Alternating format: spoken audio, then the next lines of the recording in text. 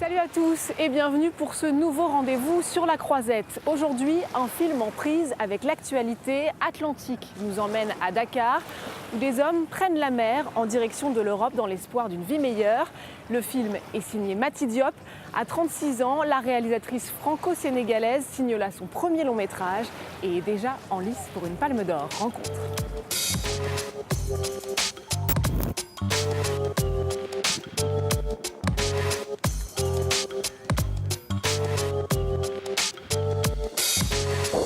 Mati Diop, bonjour. Bonjour. Merci beaucoup de nous accorder un peu de votre Merci à vous temps de ici à m'accueillir. Cannes. Alors, premier long métrage de fiction et déjà une chance de remporter une Palme d'Or. Comment est-ce que vous vous sentez tout simplement? C'est un grand jour pour mon équipe et moi. Je réalise sans réaliser.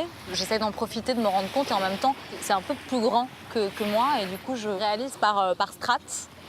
Mais en tout cas, aujourd'hui, ce qui prime, c'est vraiment l'émotion et la fierté de venir présenter mon film avec mes acteurs qui ont voyagé de Dakar avant-hier et d'être là ensemble. C'est inouï.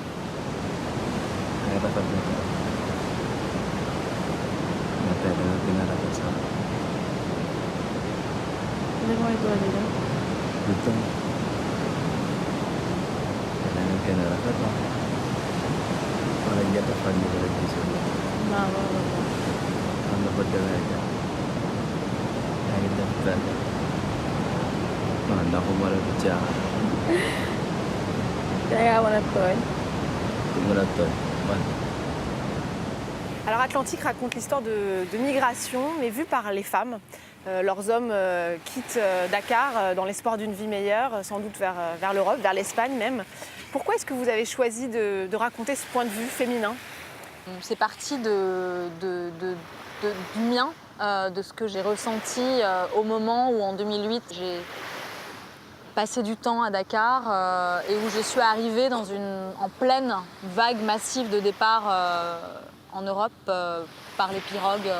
Et je me suis prise en pleine face cette réalité. J'y ai consacré un court-métrage qui s'appelle Atlantique en 2009, Atlantique au pluriel, où je recueille le récit du voyage en mer d'un jeune homme qu'il confie à ses deux amis. L'un des deux amis est mon cousin.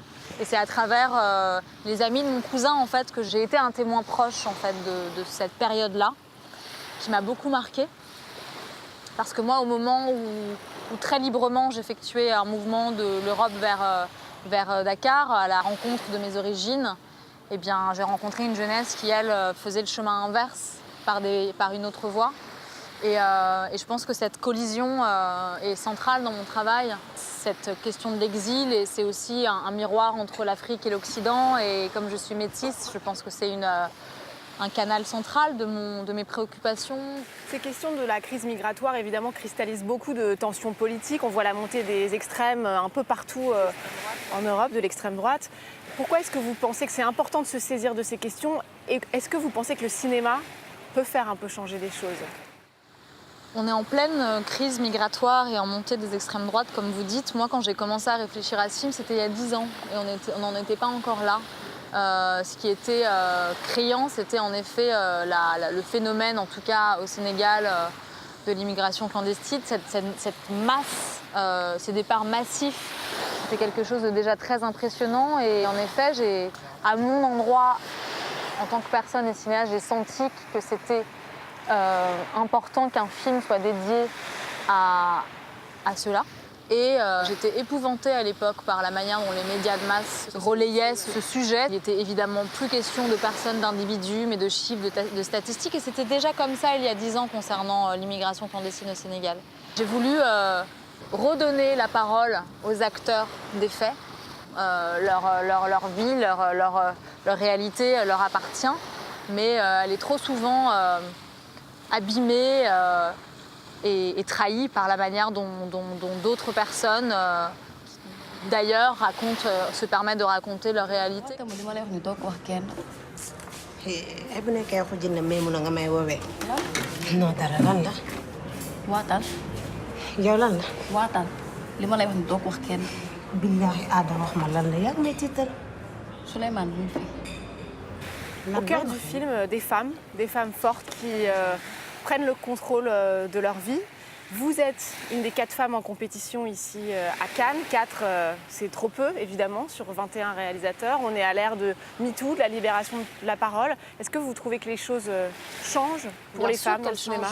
Pas assez vite et pas assez, mais on ne peut que constater que les lignes bougent. Et d'ailleurs, c'était un moment, un vrai moment d'émotion pour moi quand j'ai appris ma sélection, parce que c'est pas quelque chose que j'ai isolé.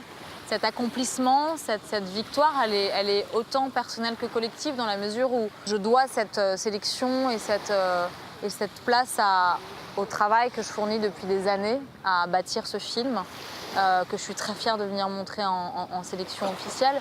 Mais je pense que je suis aussi là grâce à la lutte d'un certain nombre de femmes, d'un collectif de femmes qui a œuvré pour plus d'égalité et de parité entre hommes et femmes. Et je trouve que c'est magnifique de sentir que c'est quelque chose qui avance sur plusieurs fronts, en fait. Votre précédent film, À la frontière du documentaire, Mille soleils, nous emmenait à Dakar sur les traces d'un film culte, Toubi Bouki, réalisé en 1973 par votre oncle Djibril Diop Mambéty. À nouveau, il est question d'Afrique. Pourquoi est-ce que le continent est une telle source d'inspiration pour vous ? J'ai un amour fou pour mon pays, pour le Sénégal, qui est sans doute irrationnel. Je pense que la raison pour laquelle j'ai eu le désir d'y faire les films que j'y ai faits, c'est à la fois parce que c'est un endroit qui m'inspire immensément. C'est un endroit puissamment cinégénique et cinématographique.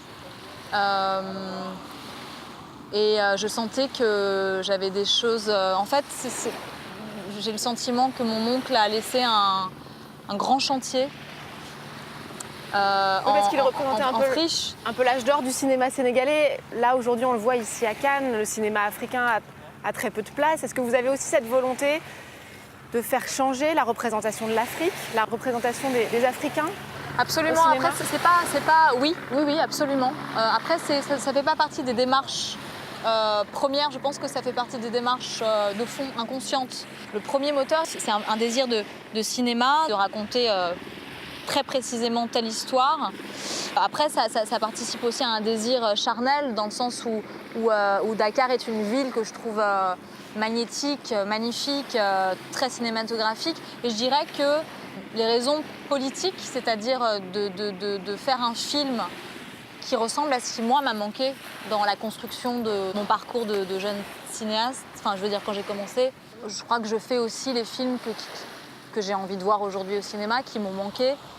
Donc la démarche politique et participer à la réhabilitation de l'image de soi africaine est quelque chose de très important pour moi. Mais je ne dirais pas qu'elle vient en premier. Je pense qu'elle nourrit le projet cinématographique, mais que c'est vraiment différent. Un projet de film, c'est vraiment différentes strates, quoi. Il y a plus ou moins profonde, mais elle en fait partie, bien sûr. Bravo pour votre travail et très beau festival de Cannes. Merci.